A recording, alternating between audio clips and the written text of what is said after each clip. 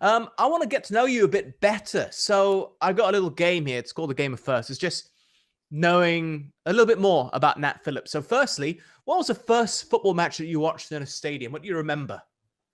I can't remember who the opposition were, but it was definitely a Bolton Wanderers game because I grew up supporting Bolton Wanderers, which is where I'm from, and that would have been at the Reebok Stadium.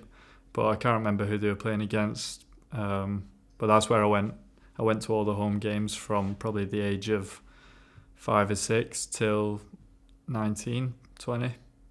Did it help having a dad who was a professional footballer to also get you in and maybe meet players or anything? Yeah, definitely. I was sort of born into the club.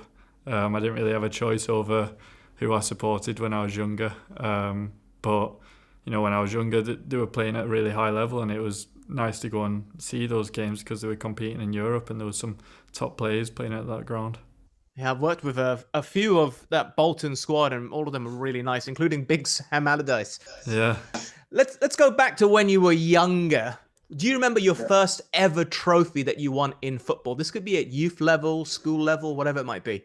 Yeah, I played for a small team called Bromley Cross Aces when I was young, which was just like you played on the Sundays, like 7-a-side, and I got a few Man of the Match awards there. But I think the first main trophy for them was we won the Town Cup with them, and I was captain, so I got to lift that for the boys. Were you a defender at the time? Did you take after your father straight away, or were you one of those players that started out at the front but gradually got moved backwards? I was what I would call a box-to-box centre-back, so I used to defend and then get it and run as far as I could with the ball up the pitch when I was 7 or 8, because that's how it was when you're that young. But growing up, I played all over the pitch, really. I played at right back quite a lot of my youth career. Had a few seasons on the right wing, and then a few games in centre mid and striker, and it was only until I was 17, 18 that I went back to centre back, because that was when I'd had my growth spurt. Before then I was probably one of the smallest in the team as a 15, 16 year old, so I wasn't really big enough or athletic enough to be a centre back at that age. But by the time I turned 17, 18 and onwards, that's when I started really growing and filling out, so I could be a centre-back and win the aerial battles. I can't imagine that. I mean, Jurgen Klopp called you, and I quote, a monster in the air. And I know that height isn't everything. Cannavaro is my height. He's 5'8", but he won the World Cup as a centre-back. He could win everything in the air. But is that your greatest attribute now, do you feel, based on what Jurgen Klopp said, that you are a monster in the air? Yeah, I would say so myself. I've always prided myself on my ability to win a header. So I'd say, yeah, my aerial ability is probably my best attribute, and maybe reading the game as well. And I think that's why I'm suited to play at centre back. Let's go back a bit again to when you got your first paycheck as a teenager, as a trainee, whatever it might be, whatever amount. What's the first thing you bought? And I tell this story. My first paycheck, I had to get some cologne. You have to try to smell nice at all times, because generally I smell terrible. Yeah. My first purchase was probably to get a new car, because it was just after I'd finished my trial with Liverpool, and that was when I got my first paycheck when I was playing for Liverpool. My car broke down on the motorway driving home, and shortly after I decided it was probably time to upgrade, so that was what I got. How did you get back? Did you have to call the AA? I was sat on the hard shoulder of the motorway for about 4 hours waiting for a tow truck, and my dad turned up, and then his battery ran flat, so then we had to get another one for his car. So it was a good day because you had, the chance of Liverpool, but also a terrible day because you wasted half of it sitting on a highway. Yeah, and I'd annoyed my dad, I think, which was the worst part of it all, because he's not the best person to annoy. Okay. Who was your first footballing idol, speaking of your dad? Was it him or was it someone else? I would say I did definitely look up to my dad as a footballer, but at the same time, he retired when I was really young, so I didn't see him play loads.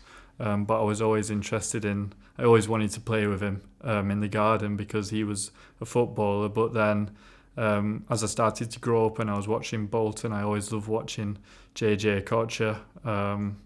Yeah, he was a top player. But also on an international scale, I would probably say Ronaldinho.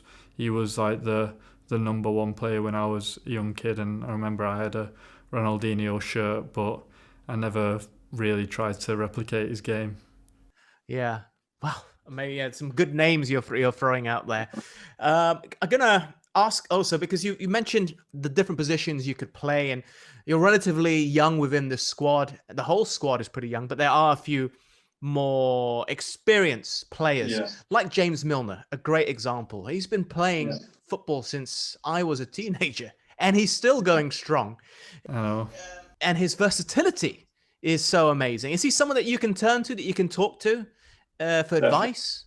Definitely. I think the whole team feels like that.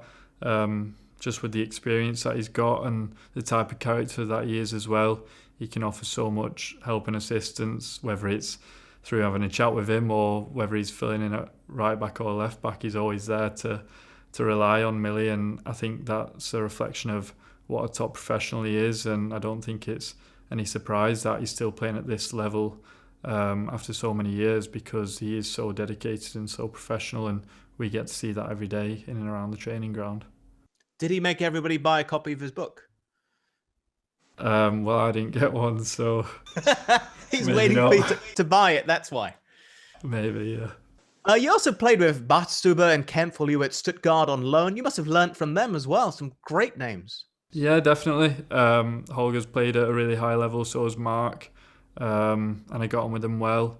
And yeah, that's what I tried to do. Even Mario Gomez, for example, someone who played at a very high level and was playing up front last year, but I would ask him what he didn't like centre-backs to do against him, to try and then implement that into my game. And I think it's important whenever you're around players who've played at a high level that you try and take things from their game and take pieces of advice that might possibly help you with your game. Yeah, great players, great people to learn from. What about Trent Alexander-Arnold and Andy Robertson? Because I've been following their Instagram, I guess you could call it a TV series. Yeah. I'm not sure how to define it. Wingmen. It's amazing. Are they the funniest guys in the team, in the squad? They've definitely got a nice little bit of banter going between them, and I think that probably stems from the competition that they've got with the assists. But it's good to see, because with that competition, then it just raises the levels within the team. But it's also nice to see a bit of light-hearted banter, and I've also been following the TV series and I'm enjoying it myself. Yeah, this finale just aired. I guess you could say posted, not aired, yesterday. So I'm hoping they'll bring it back for season 2. Maybe you'll appear in the background just like Jordan Henderson did, sitting in the back of the car. One day, yeah. Diego Jota, have you been surprised at how quickly he's taken to playing for Liverpool? I know he was in the division beforehand, and was he that class the first day in training? With Jots, I think we all knew the ability that he had, but I think it's still hard not to be surprised at how well he's done since he's come in, and the impact that he's had. And it's just nice to see him doing so well. He's a great guy, and nice to see him helping the team. And he definitely shows it in training as well as the games.